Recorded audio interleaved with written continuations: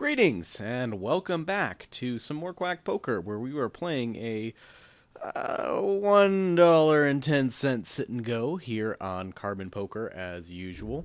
I want to play. I've been playing higher stakes sit and goes right now, but this was what was firing, so this is what I'm playing. So that's what we've got to deal with. But thanks for joining me once again on this lovely day. Yeah, and so our beer of the week this week is going to be from Avery Brewing Company. This is a special bottle I picked up at my local sort of bottle shop. Avery is one of my favorite breweries. In fact, see, I even got their bottle openers, the one I keep on my keychain all the time. Avery's up in Colorado, yeah, Boulder, Colorado, and I've just everything I've had from them has been really, really good. Including White Rascal, which is one of my favorite whites, and you can get that in a lot of places. So hopefully, you guys can catch us around you. This is one of their special edition, anniversary edition called 21. So it's just a special anniversary edition they released from this year, and it's an interesting style, which is why I ended up grabbing it. It's an Imperial India style brown ale. So brown ales you usually think of as being like, maltier, kind of giving you that sugary, sweet sort of flavor, I guess is the best way to describe it if you don't know what I'm saying when I'm saying malty. But then Indian style would imply that there's a lot of hops, and in fact, by their description, they describe it as having a unique hop bomb. And I actually really like this. Multi IPAs seem to be something that people have been playing with a lot lately, and so I usually like those styles. Have never tried this beer. You can tell it's special edition though. It's got the foil cap. Uh, which, by the way, I hate these foil caps as a home brewer. If you try to reuse these bottles, like who is it, Modelo or whoever has these, like they always do the foil. Or no, it's Bohemia, I think, always does the foil caps, and you can't reuse those bottles because this foil is just a pain in the ass to get off and whatever. So if you're thinking about reusing, recycling, foil caps, bad idea. But it does look nice, right? It's got a nice presentation, so whatever. I don't think they'll be changing that anytime soon. Alright, so let's pop this bad boy open. And here I've got a day drink, a whole, what is this, like a pint and a half of 8.3% beer. Yeah, I'm loving unemployment, let me tell you. Alright. Well, both of our first couple hands have sucked too, which is great. Gives us some time to pour our beer here. Alright. Look at that. Start at the 45-degree angle, then go up, and okay, we got a little too much head. Although I think I've talked about here before my opinions on head, but I have a strong opinion on having lots of head. I'm okay with that. I think it's an okay thing.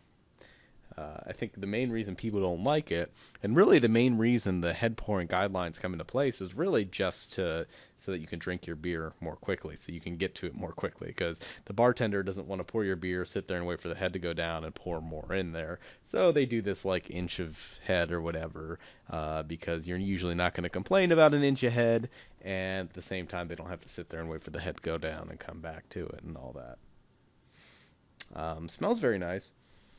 It actually smells like more of the. It's got sort of the fruitier hop character. Is kind of what I'm smelling, which is kind of nice. And again, it's one of those things where a lot of people don't associate hop flavors with like fruitiness to it, but there actually is. There are a lot of hops that give off that kind of fruity smell and flavor.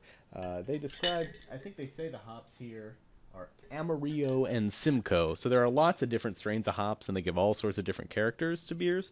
I am not an expert in that. I'm very bad about that. I should, as a brewer, know a little bit better about that, but I really don't. I haven't played around with them enough to really know. I mean, I don't usually make especially hoppy beers myself, so that's kind of part of it. So I don't experiment around with them as much.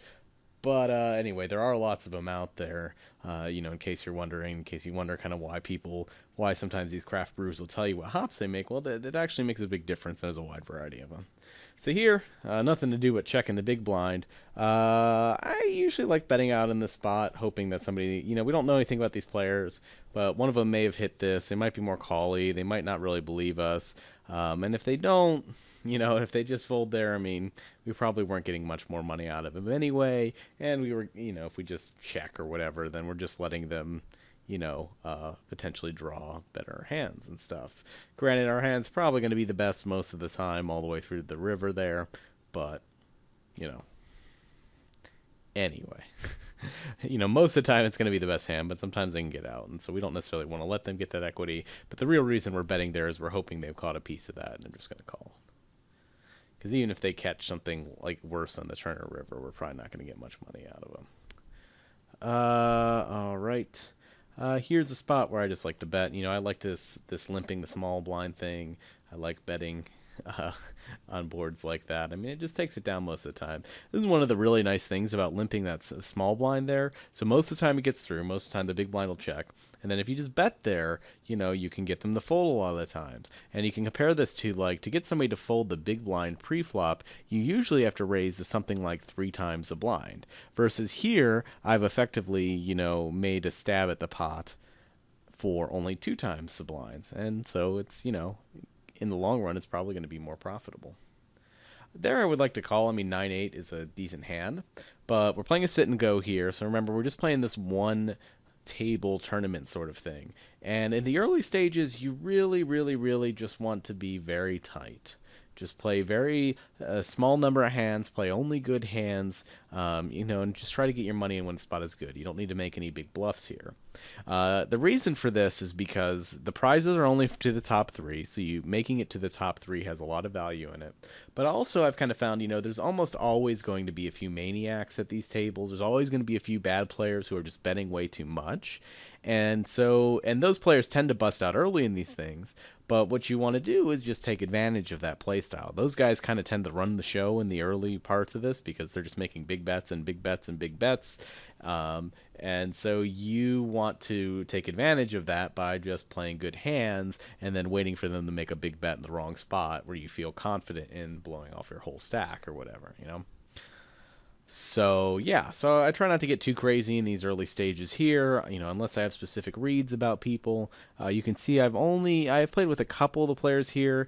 This guy is 2 seats to our left, and he appears to be a very tight player. I remember playing with him in the past. I think he's pretty good. I probably have some notes on him. I haven't written any notes, but which I've played with him a ton, so it's kind of a sad. Here I'm going to go ahead and make this 130, I think, is a good size. Because we almost certainly have the best hand with 2 guys just limping behind us. Now, granted, some players limp every single hand. They don't understand how pre-flop works, and so they're not betting anything. So, they might, one of these guys might just have pocket aces, and they just have no pre-flop game, and so they'll just limp anything. But they'll usually then raise here. So, I kind of don't think that Churl does. So we might have the best hand here. I think betting is definitely the best thing because we got 2 other players, so we don't want to let them draw to any better hands because there's a lot of cards that can be scary on the turn and river. We're not necessarily getting a ton of value with this, especially when our guy to our left there calls that quickly. I kind of assume he's got a queen there. If he randomly had a 5, he also just hit it. If he's got a hand like ace-jack, he's probably just going to check it all the way down, and so that's fine. And so I think it's fine just to check here. And if he's got a hand like queen 10, he's never folding it. I think we played that about as well as we could. Sucks that that's the exact hand he had, but I feel like we played that pretty much correct on every street. We did have a better hand than him pre-flop, though he had a pretty good hand. And then post-flop, we took the stab that we needed to take there. If he had jack 10 instead, we would have won it. Just is how it is. So anyway, feeling okay about it. Our head has gone down a bit.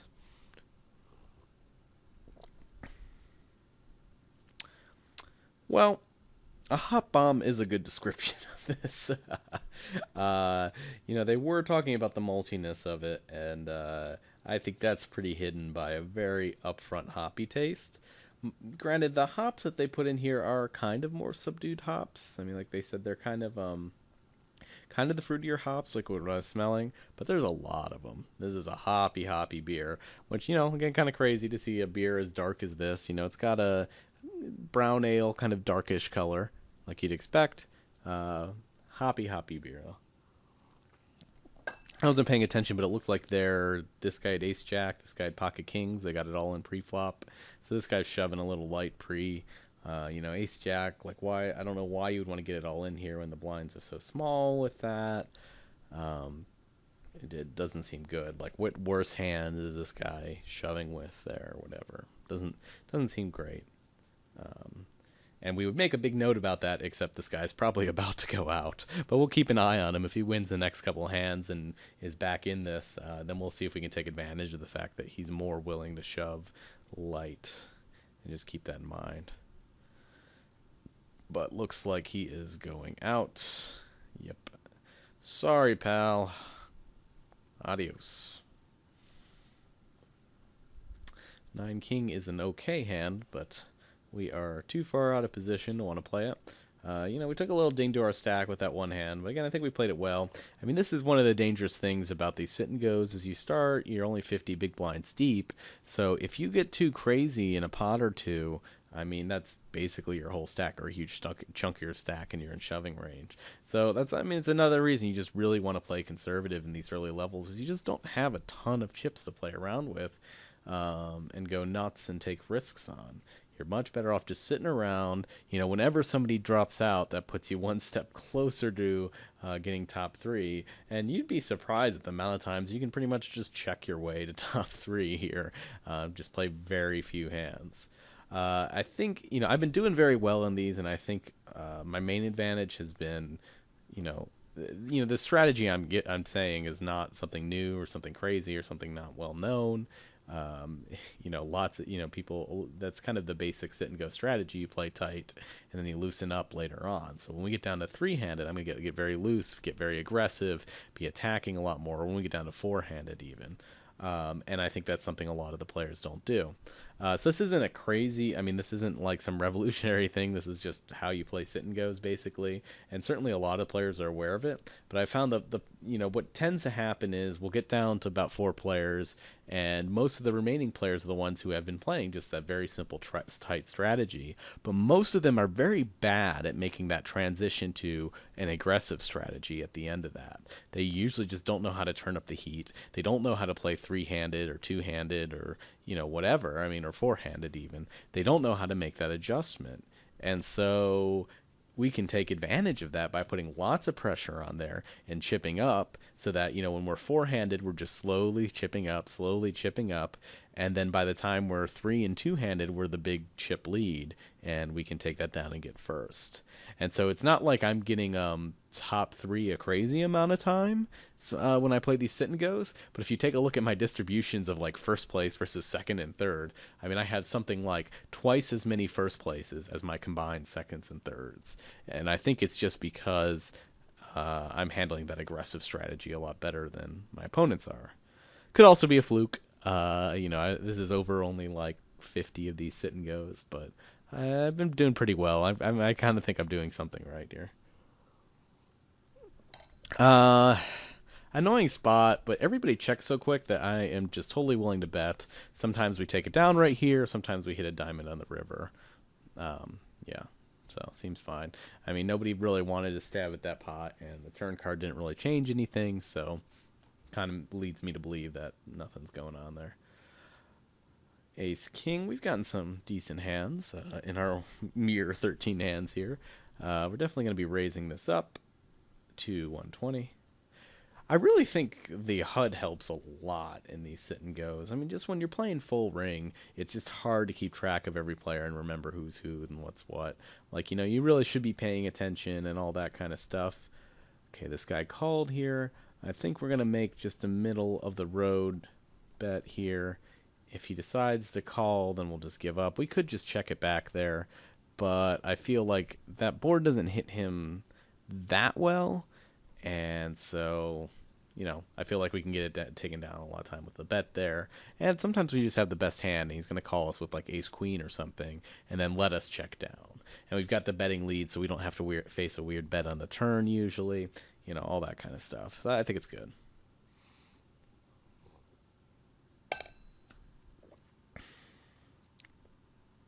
Yeah. This I would describe as very, very, very hoppy. Quite a hop bomb to it. So if you are a hophead, this 21 seems to be right up your alley. It's got some interesting character in the aftertaste with the brown ale stuff going on.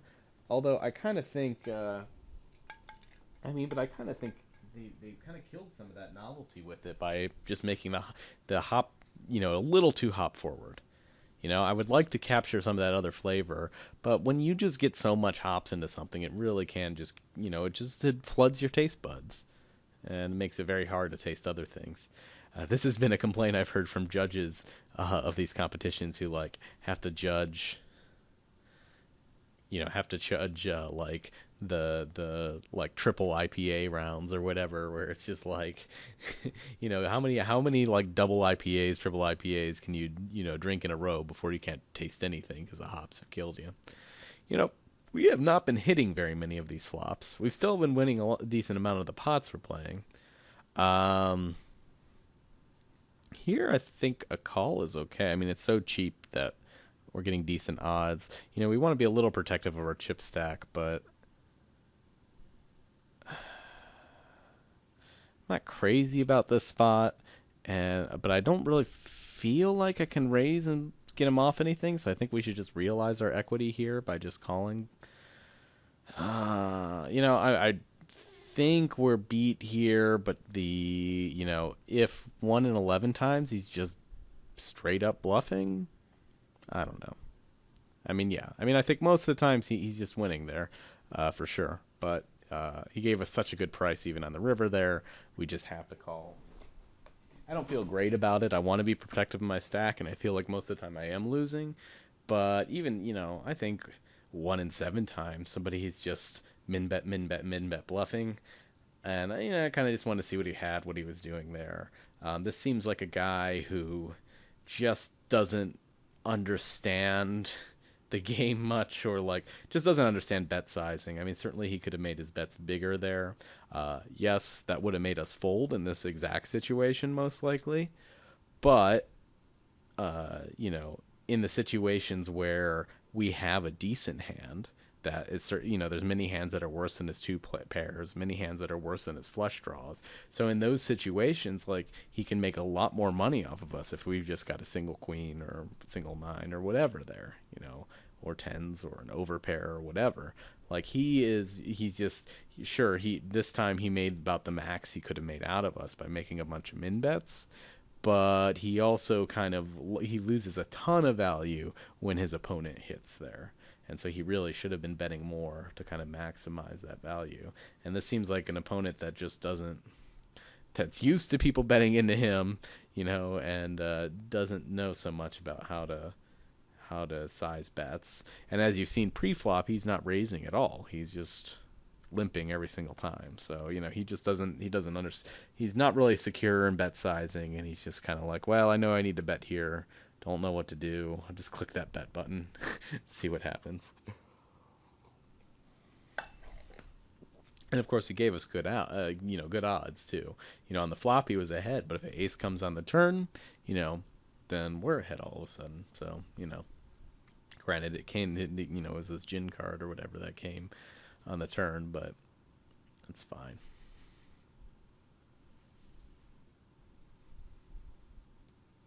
And there again, he's just playing very passively, limping ace queen. Where was he? He was on the button, like, so that guy right there is just playing very, very passively, very, very thin, and so we'll make a profit just by playing ABC poker, where we're betting when we have a good hand, and he's not betting when he has a good hand. So in the long run, we're going to make more money off of our good hands than he will. So, just playing ABC poker, we should be ahead of this guy. Now, does that mean in this specific game that's going to happen? Maybe, maybe not. If we don't get the right cards, if he gets all the good hands and we don't, then, then we can't win.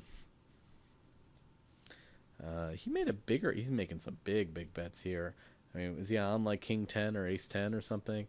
I mean, for him to make those big bets now, you've got to believe that he's very confident in his hand. For a guy going from, I don't want to bet, I don't want to put big money in, even with hands like two pair and a flush draw, like, yeah, if he's making big bets there, you've got to believe he's got something serious.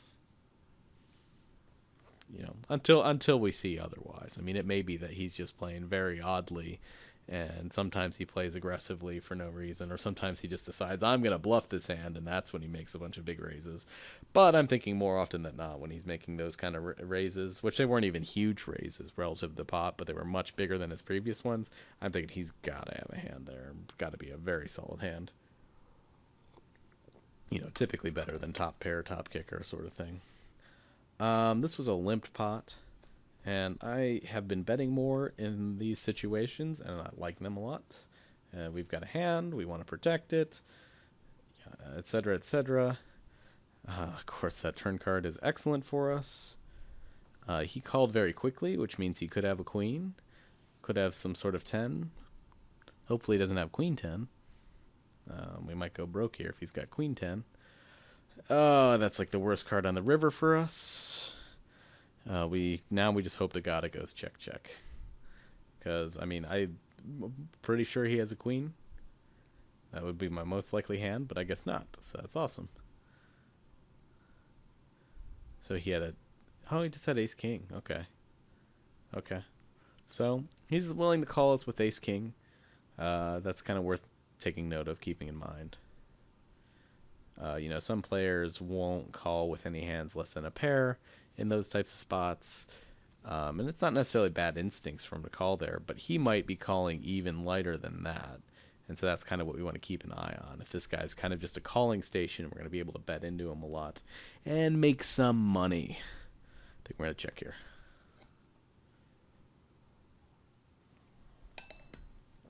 Oh, hoppy.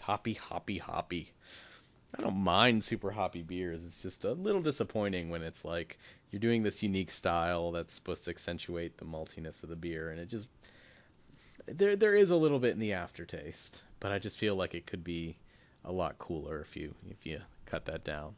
This could be a beer though if you let it age for like 6 months or a year, and as you let them age, the hoppiness tends to go down. I might like this beer a lot more if I'd let it age for a long time. I think as is, I think I only had it about a month, and I know it was brewed this year because it's their special anniversary, whatever. So it's probably only 2 months old or something. I'll bet it's stamped on the bottle somewhere. But yeah, so maybe you could let this one age, and it would be a little less of a hop explosion. But it did have the words "hop bomb" in the description, so I guess I can't get too upset over it being just that.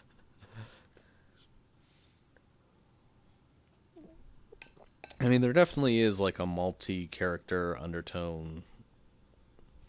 I'm saying multi, MLTY, not like multi-pass, but multi, as in like the milkshake alternative. It's the term we use to describe like the, you think of like dark beers have a strong malty character like porters and stouts and things like that. It's that like sort of sugary, sort of grainy taste. Um, kind of sweet, syrupy kind of taste, I guess, is one way to kind of describe it.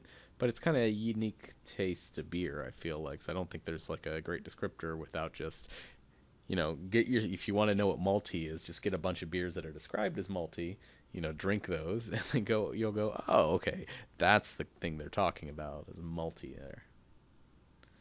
This is another spot. Well, our hand's pretty weak anyway, but I wouldn't even call here with like 7/8 suited, I don't think.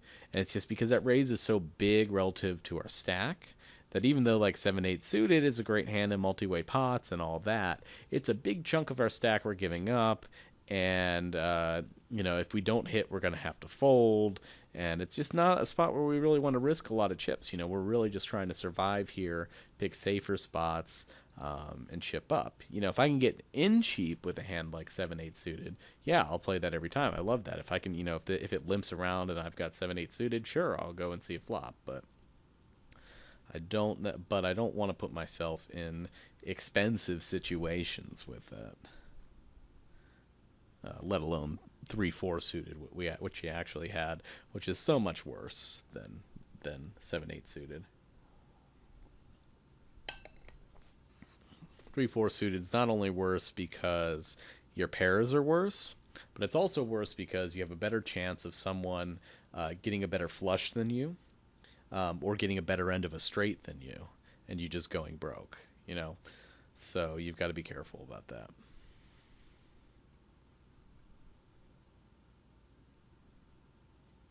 I mean, 3-4 suited, 2-3 suited are hands I really only want to play when it's cheap.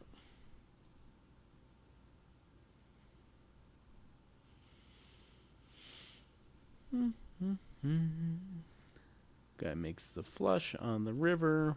Side's not the bet. I feel like he kind of could have bet there, but probably wouldn't have gotten much value. All right. Five jack suited. Again, it's like we're getting so shallow here. We're only 25 big blinds deep. It's not very deep. Um, and so, to do anything here, we're giving up one of those big blinds, or if we raise, we have to put in a lot. Um, it's just too much of our stack. We're just better off sitting around waiting for big hands, trying to make money then, especially if people are playing a lot of pots. If people are playing a lot of pots and we wait till we have ace king, then most of the time, a lot of people will play that pot with ace king and we'll win, play that pot when we have ace king and we'll win a decent sized pot. But that's a lot better scenario than us just limping in every other hand and then ending up slowly draining ourselves for the hopes that maybe one of these hands will work out. Now, granted, of course, it would have been amazing here, though this guy is shoving, so he might have something even crazier, but I kind of doubt it. We've got top two. You're usually willing to go all in when you flop top two, especially when that guy's that short.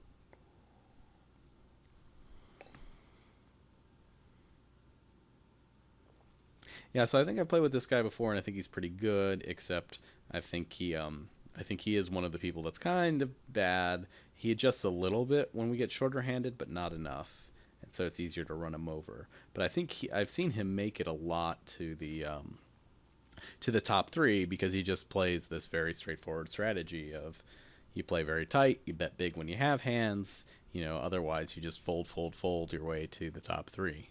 And it's a better strategy than you would think. It's a very easy strategy and it works out well. A lot of people just get impatient though, and that's understandable. We're here to play poker. We're here to play hands. We're here to have fun. This is something I tell people at my home game all the time. Like when, my friends who are, very amateur and just kind of have only really played in home game settings, and they're asking for advice. Like my biggest advice to them often is just play less hands. Sometimes you'll see the pros play a lot of random hands and a lot of crappy hands, but they're doing that because they're pros and they know how to play those hands well and they know the situations in which they should be playing those hands. But if you want to play the safest way, if you want to play relatively safe and learn the game and everything else, start off playing very tight. Only play good hands. That's totally fine. And then as you grow and become a better player, you can start expanding the ranges you work with. You can start, I'm talking with my hands, but I'm talking under the table. I should use them here, right? Makes it more animated, lively. But as you, uh,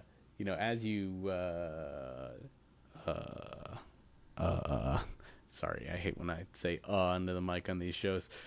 Um, but as you get more comfortable with the game, you can start adding more hands into the mix. But understand too that sometimes it's just not right. In situations like this, playing looser is not going to do anything for me. I really should just be playing tight. Even though I feel comfortable playing loose, and even though I feel like I can play the loose aggressive style pretty well, here it's not going to be profitable to do so because our stack is too short, and if we limp in and see, it doesn't take many hands for us to limp in until we're down to 10 big blinds, and all of a sudden we have to shove. And yeah, sometimes we'll get lucky and one of those crappy hands we limped in paid off, but the average cases, it won't, and we won't, and we'll be broke. Yeah, we had ace king lose the two pair there. Kind of sucks for him, but he was short, so he had to shove. Again, that's what we're trying to avoid here. We're at 25 big blinds now, which is just above the danger zone. So we gotta be a little worried about that. We're not gonna let this guy see a free plop. We're in position here. We've got a great hand. We're definitely willing to go to war, making it 170 instead of 180 because I think 170 accomplishes the same. We really could go even less.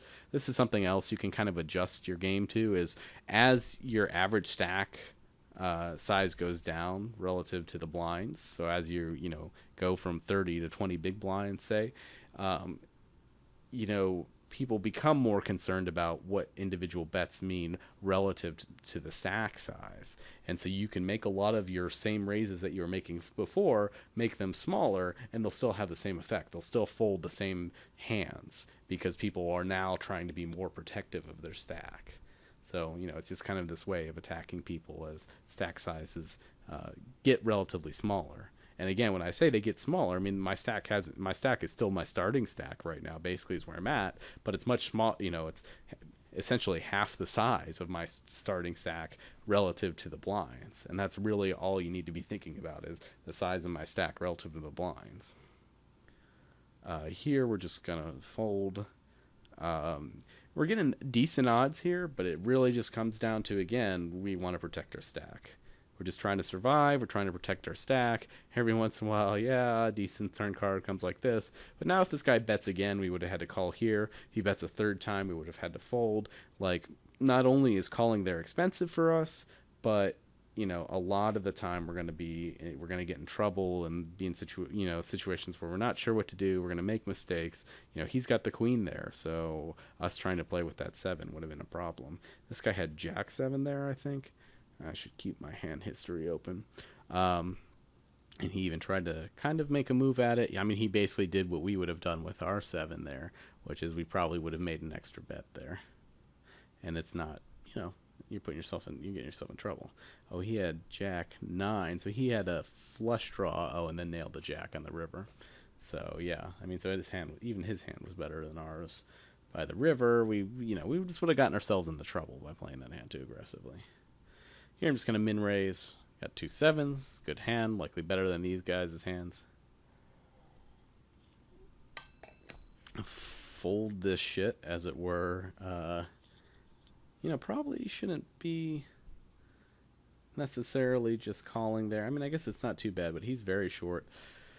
This is a tricky spot, man.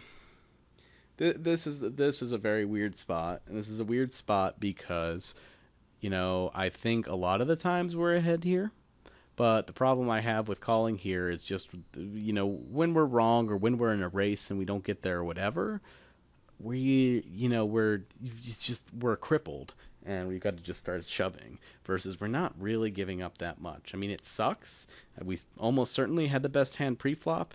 There's a decent chance we've got the best hand now, but there are spots where we're just crushed. And I think folding there, if I was playing a cash game or whatever, I would pretty much always call there. But playing in this kind of setting, here it's just being protective, looking for better spots where we're more sure of ourselves is important.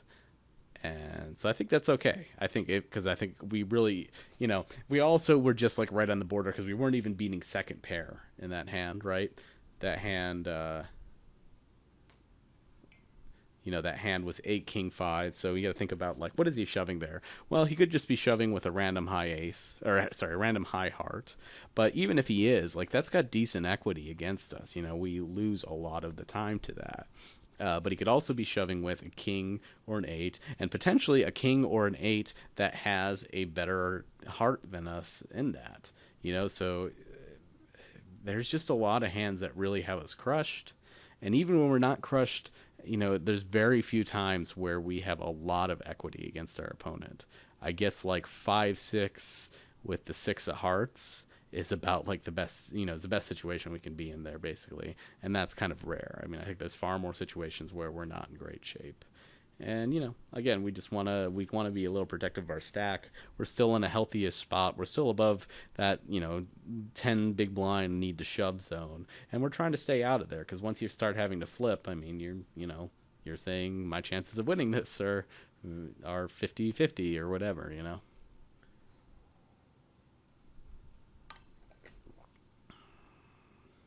We're going to make a small C bet here because I think this is just one of those situations. If he doesn't have anything, he's probably going to fold. And so that worked out for us well. I think that was, fine all around. I mean, I think 8-jack's a little weak, but we're getting shorter-handed.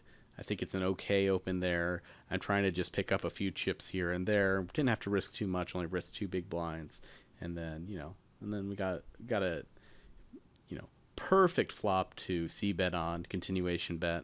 Right, that's just a flop where if I raise pre-flop, I have a lot of kings in my hand, and even when I don't, I have a lot of hands like ace queen, ace jack, ace 10 that are still pretty solid here. And so if my opponent doesn't have a solid hand, you know, he's often not hitting this 4 or this 2. So unless he's got that king, he's probably not going to want to keep playing. Yeah, maybe if he's got a hand like pocket tens or something. That guy still hasn't done anything pre-flop other than limp, so worth noting that he's kind of just limping his whole range. I don't know what he would do with aces, but certainly if he raises all of a sudden pre-flop, I would put him on aces and kings for sure.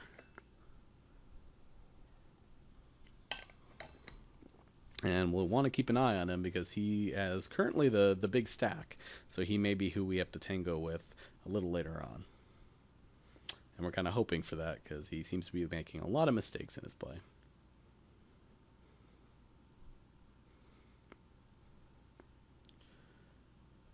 A lot of people are just auto-checking the fold too, I've noticed at the table, which means even small c-bets are a good idea here, where we can really just like min-bet sometimes post-flop and just expect to take it down. So that's worth keeping in mind. People are just checking the fold button. They're just asking to be exploited like that. Where we can just bluff for the smallest amount of money possible. Suited ace, I usually like these, but, you know, we're in the worst position and money is tight. But we'll certainly hope to be able to limp this. It's kind of our best spot. We could also try to attack this guy to our left by raising pre-flop here. And I might do that. I mean, we're certainly ahead, but when this guy limps here, then we're just gonna limp along as well. See a flop.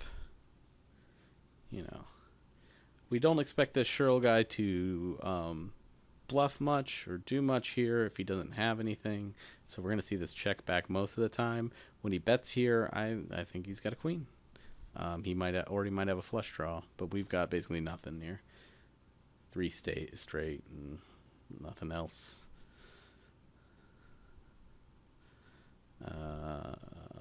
So does he have the queen still? I don't know. I think he might have like a medium pocket pair. Well, no, he's got the queen. Okay. I mean, I figured the queen was less likely when the other queen comes, but and especially when he checked the turn, actually, I was kind of wondering about that. Especially with a hand as strong as king queen. So he's just playing all of his hands very weak. Oh, this is an interesting spot. I mean, this is a huge raise. And this is a huge raise from a guy we've seen him not raise anything. It's really sad because, of course, this is a great hand. But this raise is 4x under the gun from a player who's been raising 6% of his hands. Like, we're so often going to be crushed by ace-king or in a race against jacks. It's sad. It's one of those things that, you know, some players just think, oh, well, your hand's ace-queen. You just have to go with it no matter what there. But you really don't. You really don't. It's a very dicey situation. If this guy were looser, I would consider it. If it were, I don't even know. I don't think there's a player at this table, though, that I would really consider calling there. Because it's a massive part of our stack. If we're wrong, we lose. You know, we're out of this, basically. It's just too much of our stack. So, you know, we should play a little bit conservative there. Play this sort of small ball poker, as Daniel Negreanu would call it.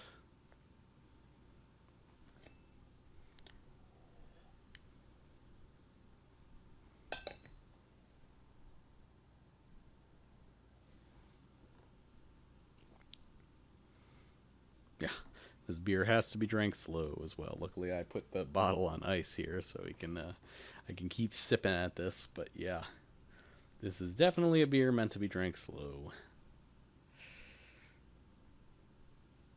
All right, so stacks are getting shorter, but we're not in a great running at this point. I mean, we're still at our starting stack, which is not great. But we're hoping to see these guys kind of do something wrong and go out soon. Maybe wrong against us. We can also put a decent amount of pressure on them when they're at this 15 big blind level. Because when they're at these sort of levels, like they're not necessarily looking to get it all in yet, but they're not looking to gamble either. They're just like right in this sort of gray area where it's like they don't want to be open shoving, but at the same time, they don't want to play a lot of hands either. They're just waiting for something good to happen. So we can start attacking them a lot more, especially like when we're on the button and all that, and often take it down. Now our plans are a little bit messed up by this guy here who's playing so loose and limping so much, and he's going to be calling a lot, that we've got to be careful. We can't, a lot of times he's going to limp before us, and we don't really want to make a big raise and try to push him out, because I feel like we're not going to push this guy around out a lot. He's going to call us a lot, and so we kind of just have to wait for better hands. This is a good hand, but we're just too far out of position, unfortunately, to make a move there, which kind of sucks.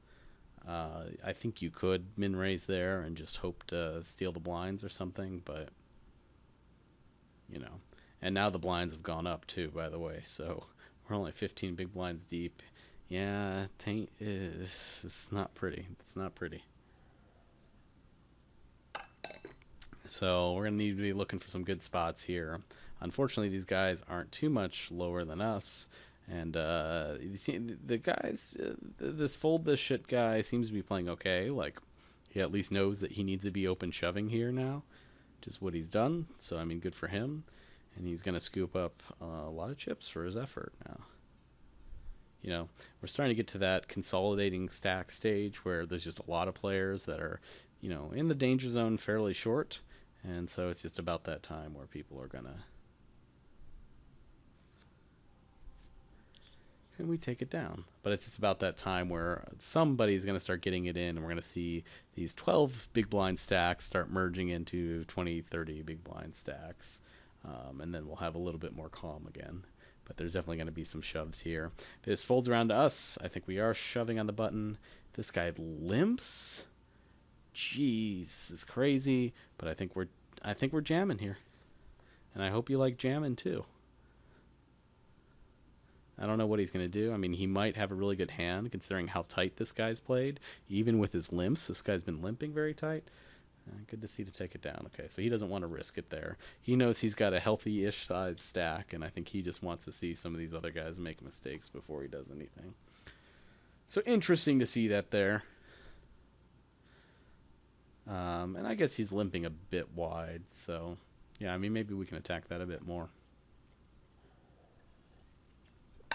But these are some good pickups for us. This is where I think I've seen this guy too. You can see I played 1,000 hands with this guy, so I kind of remember some things about him. I think I've seen this guy too. Yeah, he doesn't seem... his strategy seems to be, when you're on the short stack, just let it drain out and hope that the other short stacks shove and go out before you. So we might just see him kind of just sit around and do nothing for a while. Pocket fours. Think we can call here. I mean, we can call here. We're getting our correct implied odds here if we land the 4 on the flop. So we're just kind of set mining. It's not... I don't feel great about it, but it's it's a little too weak to fold, I think. And I didn't feel like we're going to get re-raised there too often unless this guy has a shoving hand. And I think he's going to be less likely to shove when two of us are in the hand or in the pot already. So it sucks to burn off a big blind like that, but not much we could do. I mean, I think that was all we could do with the 4s, which is a little too weak to fold. I like to say my number usually is about 15 times is what you can set mine for. Meaning, if you've got a small pocket pair and all you want to do is land a set on the flop, then you have to be able to win at least 15 times whatever you're putting in. And so we put in 100, and we had more than 1,500 chips, so we could win a lot more than that. We could win close to 20, really, with all the antes and other folks in the flop and all that. So, what did he shove there? He shoved ace 10, yeah, which makes sense. So we are seeing Saruka shove something here, but I would kind of put him on something very good, like aces and aces versus kings, very good. This is kind of good. I like this guy. Yeah, it is unlucky. Sorry, bro. I like this. I like Saruka being to our left because we can attack him a lot more when he's in the blinds, and also we've got a short stack to our right, which is exactly where we want the short stack to be. Because then we can make good decisions when he tries to shove into us and all that. could like shove here because I don't think often he has hands he can call with there, but we'll see a flop.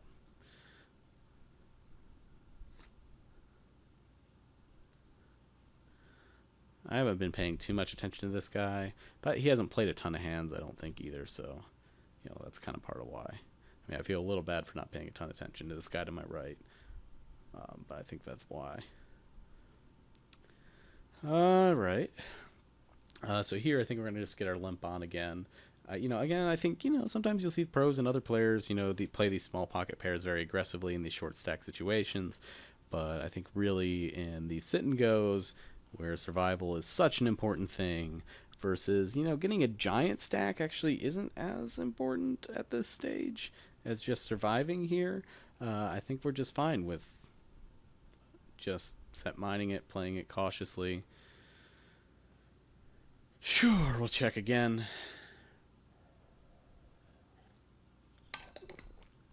It's a little frustrating because we're just in this spot now where any stab is going to cost us a lot of chips. And so, like, even a pot like this where nobody's really shown any strength, we don't want to take a stab at.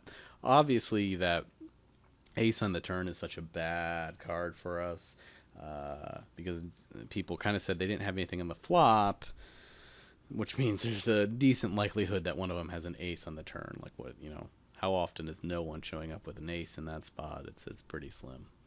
Everybody just limped in, so weak aces are totally in their range, etc., etc. I think here we can actually raise almost anything because these guys are so tight and they seem very protective of their stack, and we're going to see how true that is. I mean, this is obviously a terrible, terrible hand, but I think these guys are just folding the steals a lot here. Yeah.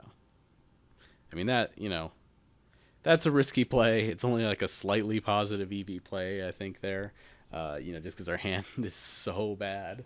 But I do just kind of feel like we can put a lot of pressure on these two guys who are left, who are just playing oh so tight, who just don't seem to want to get in any situations whatsoever.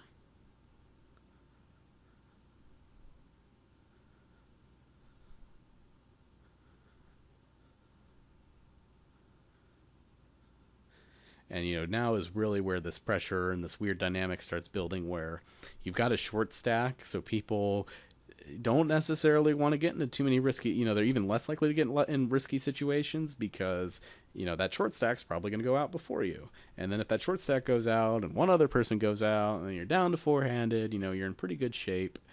We could raise, but I think I'm just going to fold here. That one's also like right on the edge there. I mean, again, it's not a good hand. It's not a hand I normally want to open, but I think the dynamic is such here that a lot of raises are going to get through.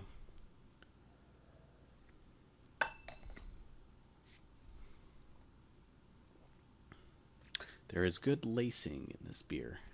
Lacing, I think I've talked about this before, being the foaminess on the side of the glass, which there are things that you can have in your beer that can affect the lacing either positive or negatively, but this one has a lot. It's very neat. And that's something they'll judge your beers on sometime, but it's something that really, it only affects the appearance. It doesn't affect the taste necessarily.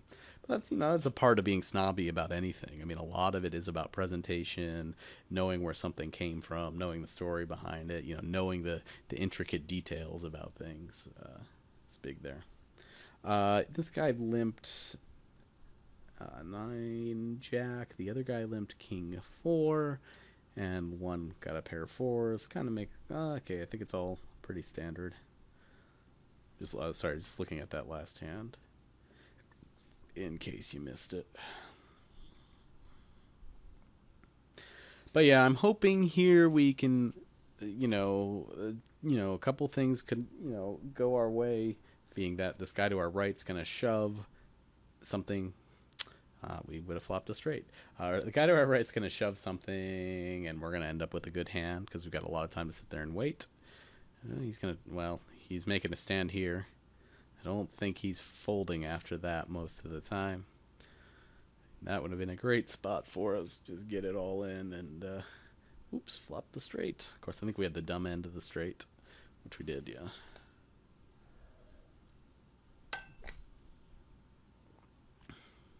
But I wouldn't be surprised to see him show up with a straight. He seems, you know, or with a six.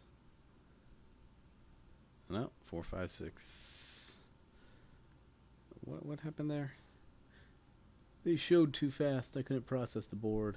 Oh, he just had a pair. Yeah, he did not. He had a pair and a straight draw, and a straight draw did not get there. And the other guy had an overpair. Okay.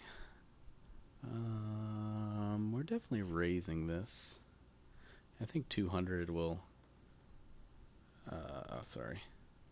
300 will get through a decent amount of the time. Yeah, I mean, I think he's just playing so tight.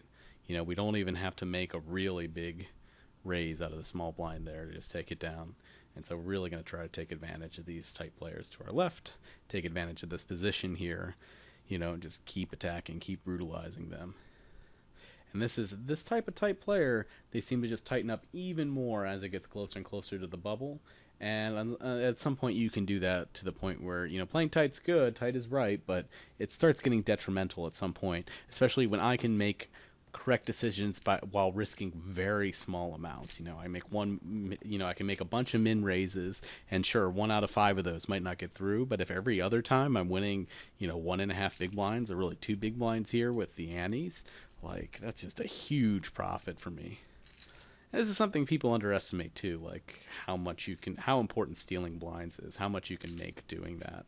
But it's, you know, when you're this short stacked, man, I mean, skinning the blinds is huge.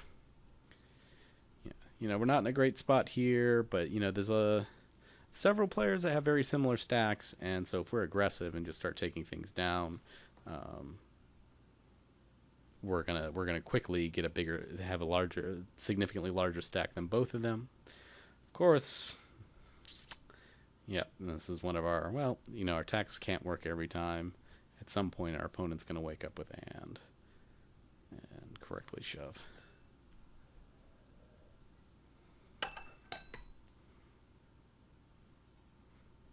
I think I could have waited a couple more seconds there to make it look like I was really thinking about it. I don't know how much this player pays attention to that kind of things. I mean, he definitely seems to be playing a lot of these. You know, obviously, if we've played 1,000 hands with him, then he's playing a lot of these, you know, for us to coincidentally be in that many with him.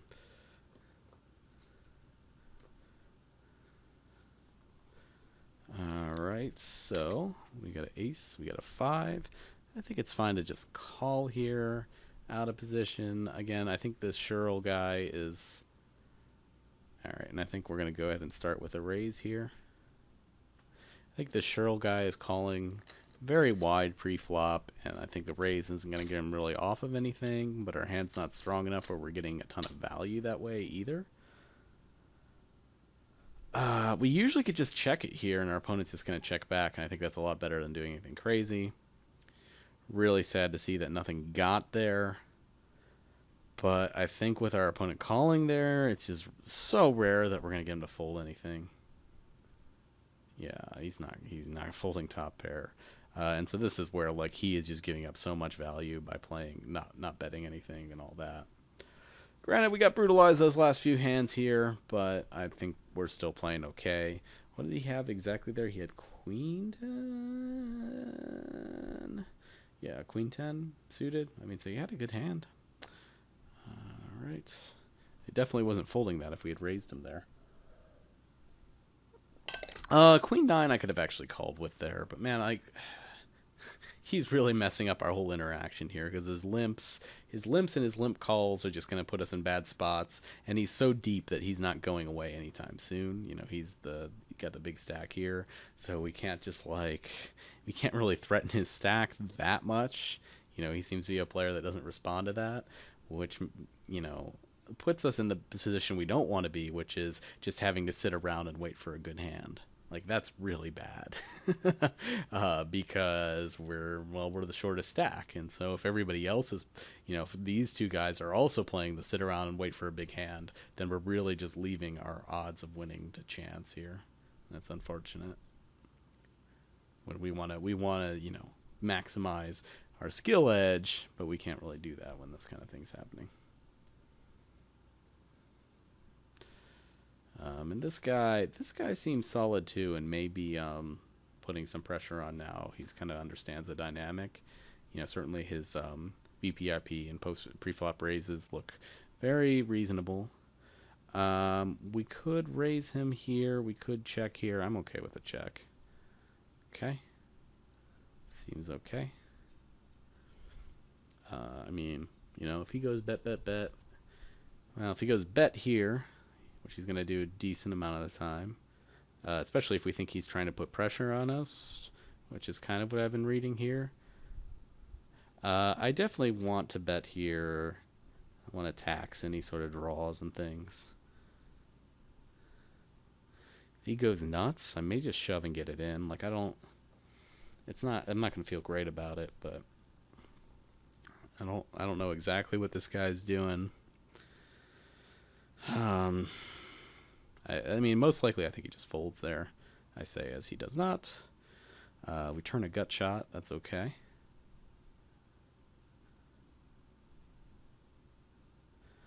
I'm okay with betting again here. I don't know why he's timing so many weird things here. God, this is not a great spot for us. Just gonna call. It's just like it's too weak to fold there, but but if he's got a really good ace, isn't he raising there pre-flop? I don't think there's any value in betting here. He might have a 10. Maybe we could bet, but I think we lose so much money often on this. All right, King 5. Okay, so he turned that 5 and just wanted to, I guess, was trying to milk us because he thought it was not a draw. But then, why did he call us flop? Okay, so maybe this guy's not playing that well because he called us flop with just king high. Just thought we were stabbing there. So he might think that we're playing very loosey goosey and just whatever all over the place, which we kind of are. But it's good to know that he's thinking that and maybe adjusting to it by calling a little more widely, or he might just be calling stationing. And we'll pay a little more attention to him and see if that seems to be the case. Definitely going to raise it up here. Again, our hand's not great. Well, it's not. It's better than some of the other hands we've been raising with, but we're just putting pressure on here.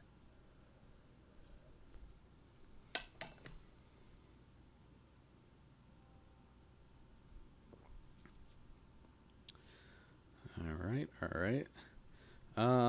Here we're going to fold because I think, again, Charles going to call us a lot in the big blind. I think he's going to be calling pretty wide there, and especially when due to our right limps there, it's not a good spot for us at all. This is going to be a long video. It's already an hour, and we still have this many players. I think the hands have just been going slow. Less than 70 hands in an hour. Yeah, it's a little bit slow. Would have flopped some kings there, but we're too shallow to be limping in. There's no reason for us to be burning blinds like that. Again, we just want to pick our spots, use our skill advantage to where we can, not take too many just like unneeded risks like that.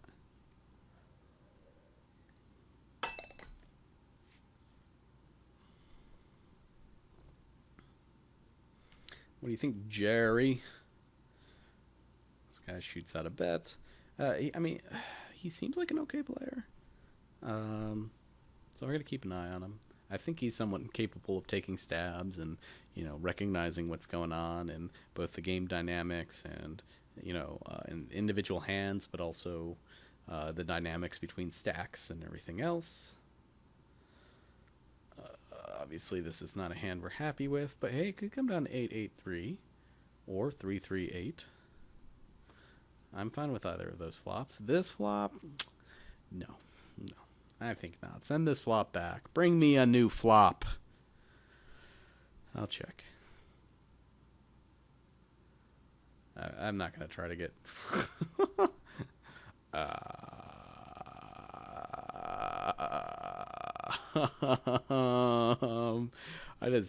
obviously we're folding here.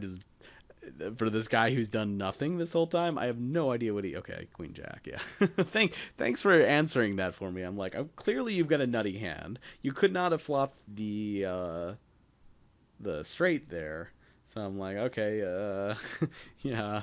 That's probably the worst hand he does that with. All right, so we've been putting a lot of pressure on Saruka, so we might as well continue doing that. We got our nutty hands. Of course, it doesn't do anything. I mean, we could have checked there and whatever, but I think this guy plays pretty passively too.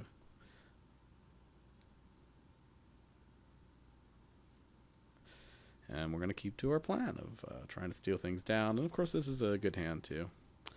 All right, we're going to be on break. Unless all the players click the I'm ready, which they almost never do when there's this many players. Sometimes when you're playing heads up, they'll click the I'm ready and it'll start right back. But I find that happens very rarely. So we'll be back in a few minutes, but it'll seem like a few seconds to you. Magic. And we're back as I suspected. Nothing changed. Whatever. Or nobody clicked the I'm ready button other than me. Or I guess not everybody clicked the I'm ready button. It's kind of funny when they had the 2,000 man tournament or whatever, their big like whatever $1 tournament to win 25K that had thousands of players. It still had the I'm ready check mark, which I mean, yeah, they're not going to reprogram it to take it out, but it's like, what are the odds that all 2,000 players are at their computer and going to click that I'm ready button? The answer is 0.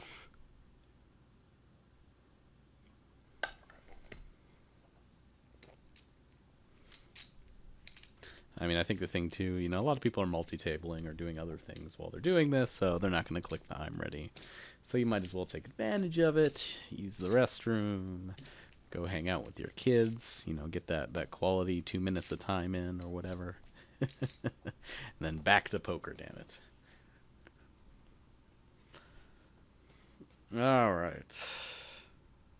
Well, we're sitting pretty. We're now second in chips, though our guy to our right is pretty close behind us. But we've got these two short stacks, so now it just becomes this game of waiting for those short stacks to go out. And they're kind of, they're both kind of close, so this is really great dynamic for us where they're kind of going to be waiting for the other one to go out. Obviously, Roscoe is in a somewhat better spot than Saruka, but they're still in trouble. And so we can continue to put pressure on them, and they might be, they're probably gonna be a little less likely to shove than they would otherwise be. Although they've got to kind of look at the table dynamics and say, okay, even if the other guy goes out, there's still 4 players left, so then still got to double up and hope someone goes out to really survive. So, unless they think any of us are going to go nuts. And really, Sherl is the only one. So that's supposed to be like almost Shirley or something. Anyway, Shirley, I'll call her Shirley now. Shirley is, I'll go ahead and call here. This is an okay flop for us. Although it's not great because I think Jerry's going to c-bet this a lot. But I think, we got a gut shot here. We got ace high. I'm fine with just the check here. Granted, he could have a better ace than us. He could have some pocket pairs. Like, it's hard to say what he has now that's not beating us. But,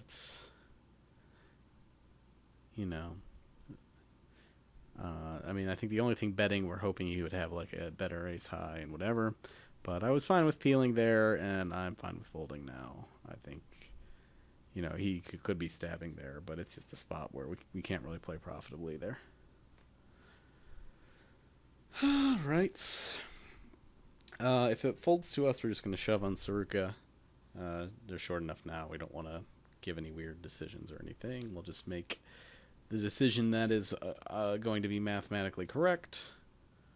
Ooh. So I don't know if this guy is just getting more out of line or what's happening here. This is interesting. Like, I definitely want to raise him. I'm just going to jam it. I don't know. This is a little risky and weird. And if we go out here, I'm sorry. Okay, he's got aces. Well. All right. So that was risky and weird. I felt like if we took it down there, that we'd be in such a great spot. And I mean, I guess he's raising a little more rarely, but I kind of just felt like he was putting on more pressure as time went on. And I guess we'll never know. I don't know. That was a damn shame. So I'm sorry. I mean, we could have played it a little more cautiously there. It was just such a weird spot because our hand was so good that we didn't want to fold it, but just calling and seeing a flop out of position was really weak. Yeah, I don't know. I mean, obviously it was the worst situation possible for him to have aces there. We could have just folded it. I kind of could lean towards folding there. Uh, so sorry that was a little disappointing because I think we could have.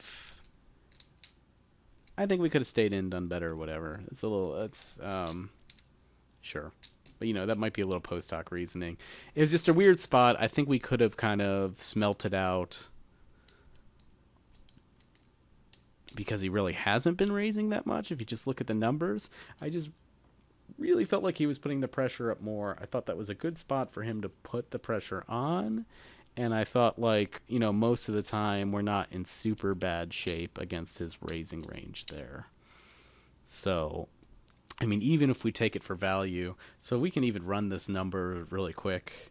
It still doesn't necessarily justify it, right? Because, I should have, there's still considerations of like, okay, if I'm wrong about this, I go out. But I think we have decent equity there, and I felt like putting him all in with any hand other than something super premium, he's just gonna fold because of the dynamic. I guess that's really what I was thinking when I did it, and of course he just happened to have the something super premium, uh, But even with so like on the button, yeah, he's raising even less on the button somehow. All right, overall, if we say his raising percent is 12, King Queen definitely in the top 12%. I don't know. It's close, man. I just really felt like we could put a lot of pressure on him because of the dynamics of the table that he seemed aware of. That if he has anything other than the super premium hand, he's folding there. We're picking up a good bit of stuff. It's Saruka's probably not going to call there with most hands either. But we did keep ourselves from getting into the top three. So you could debate back and forth on whether or not that was worthwhile. Certainly, if this guy is just playing tight, and maybe I was just ascribing a little too much, like turning up the heat to him. I don't know. Or he woke up with aces, we woke up with king, queen, whatever. If we'd called and we'd hit a king, we would have gone out as well. If we'd called and seen a flop and had to fold, we'd still be in an okay spot, but we definitely would have, lost some chips. Anyway, a little disappointing because yeah, I mean we were in such a good shot spot, such a good position, and maybe that's like one of the reasons why that wasn't the best move is just because we're doing so well as we can keep attacking these guys and chipping up and all that we didn't necessarily need to take a risk there, even if it was a smallish risk. We didn't need to take a risk there. I don't know. So anyway, but I hope you enjoyed it. Hope you learned some things. Comment below what you think, all that kind of good stuff. But I've enjoyed playing. I've enjoyed this beer somewhat. All that good stuff. And I will see you guys next time.